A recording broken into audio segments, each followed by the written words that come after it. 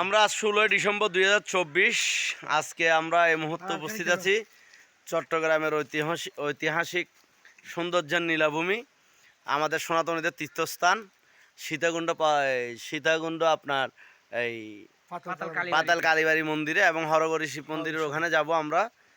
অসাধারণ সুন্দর দৃশ্যগুলো আপনারা দেখলে বুঝতে পারবেন এই চট্টগ্রামের মাটিতে কি পরিমাণ ঐতিহাসিক সনাতনীদের ইতিহাস ছিল।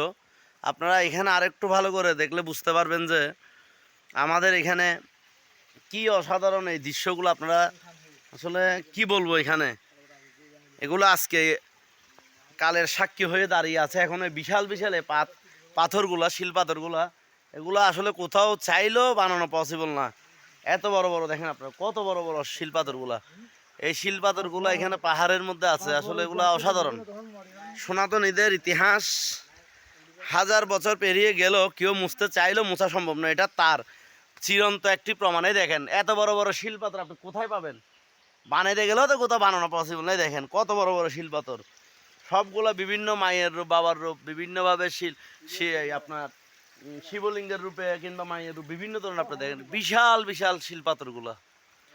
যাই হোক, আজকে ভালো লাগছে ছুটির দিনে অন্য কোথাও না গিয়ে, ঘুরে ফিরা না করে মায়ের এই পাতাল কালীবাড়ি মায়ের মন্দির দর্শন করতে এসেছি, সেজন্য অসাধারণ ভালো লাগছে।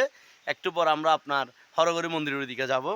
আমাদের সাথে অনেক কেউ আছেন, আমার ভাই আছে সাধনদা এবং আমার বাতিজা আছে এই পলাশ। ওইদিকে আরও সামনে আছে আমাদের অন্যি ভাগিনা আছে, আমার বাতিজা একজন আছে এই সহদেব। আসলে ভালো লাগছে এখানে যত হাঁটতেছি।